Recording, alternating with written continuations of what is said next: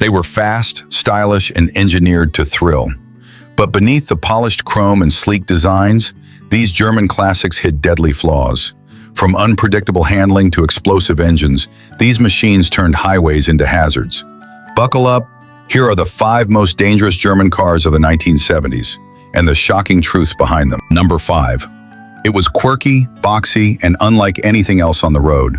The Volkswagen Type 181, better known as the Thing, was designed for utility, not comfort. Originally built for the military in the late 1960s, it eventually found its way into civilian hands. And that's where things got dangerous. The Thing had one glaring issue: zero real crash protection. Its doors were thin metal skins. There were no airbags, no crumple zones, and often no roof. In a collision, especially a frontal one, the driver was completely exposed. In accidents, especially rollovers or front-end crashes, injuries were often severe or fatal. The flat windshield and open design offered no buffer between the driver and the road. The design made sense for military use. Light, easy to repair, built for off-road terrain. But when sold to civilians in the US during the 1970s, it quickly earned a reputation as unsafe at any speed. Here's a fact. In 1975, the Volkswagen Thing was banned in the US because it failed to meet new federal safety standards. Despite this, it remains a cult classic among collectors today, prized more for nostalgia than safety. It may look fun and carefree, but the Volkswagen Thing was a reminder that some designs should have stayed in uniform. Charming, yes, but dangerously open to the world. Number 4. In the early 1970s, BMW did something bold. They built Europe's first mass-produced turbocharged car, the BMW 2002, and a turbo. It was compact, aggressive, and incredibly fast, but it also came with a serious catch.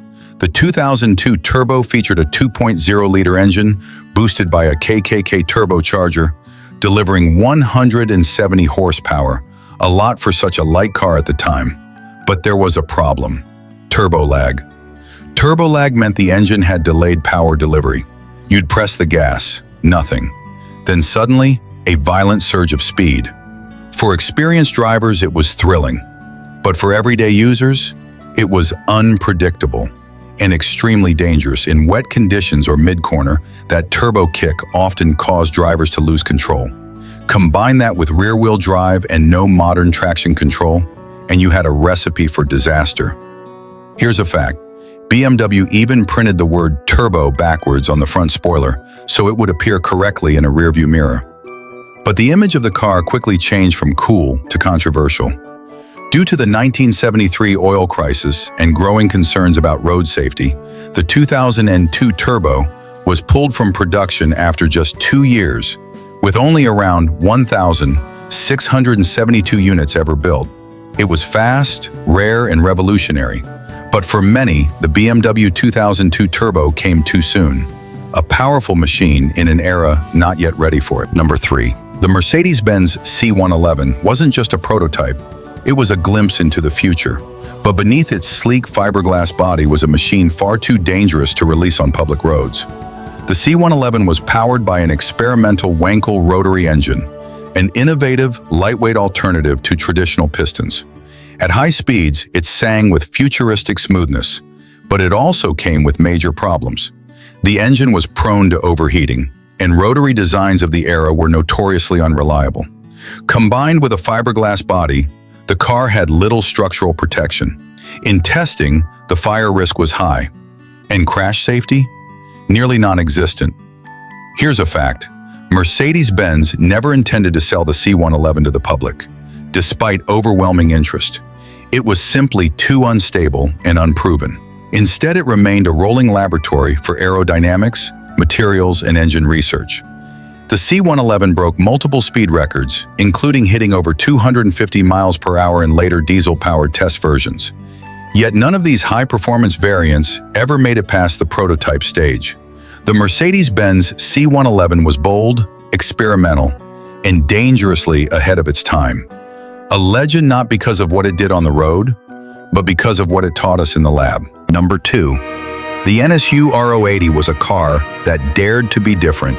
With its futuristic design, smooth aerodynamics, and innovative engineering, It looked like the future of driving, but instead, it became the final chapter in NSU's history. At the heart of the R080 was the revolutionary Wankel rotary engine, compact, smooth, and light. But this innovation came at a steep price. The engine was highly unreliable. Early models experienced catastrophic rotor seal failures within as little as 15,000 miles. The worst part? When the engine stalled, which it often did, the power brakes would suddenly stop working. Drivers found themselves unable to slow the vehicle properly, leading to numerous accidents and near misses. Here's a fact: NSU replaced thousands of engines under warranty, draining the company's finances. The constant mechanical failures and growing customer dissatisfaction eventually forced NSU into bankruptcy. In 1969, Volkswagen absorbed NSU and merged it with Auto Union, creating the brand we now know as Audi. The R080's legacy lived on, just not under its own name. The NSU R080 was elegant, bold, and filled with promise, but its mechanical flaws turned vision into tragedy. A warning to automakers everywhere: even innovation must be reliable. Number 1. It's sleek, it's fast, it's legendary. The early 1970s Porsche 911, especially the iconic Carrera RS, was built for speed, but it was also one of the most dangerous performance cars of its time. The 911's most defining feature was also its biggest flaw: a rear-mounted engine with too much weight over the back axle. That meant incredible traction under acceleration, but unstable handling in corners. At high speeds, a slight mistake, lifting off the throttle mid-turn or correcting too sharply, could trigger what drivers feared most: snap oversteer. The rear would suddenly swing out, sending the car spinning with little warning. Even professional racers struggled to master the early 911's unpredictable behavior. On public roads, inexperienced drivers often lost control, leading to countless accidents. Here's a fact: despite the risk, the Carrera RS 2.7 became a motorsport legend. It was light, loud, and brutally fast, and today it's one of the most sought-after classic Porsches ever made. The early Porsche 911 was a masterpiece with a temper. For those who knew how to tame it, it was magic. For everyone else, it was a beautiful machine waiting to bite.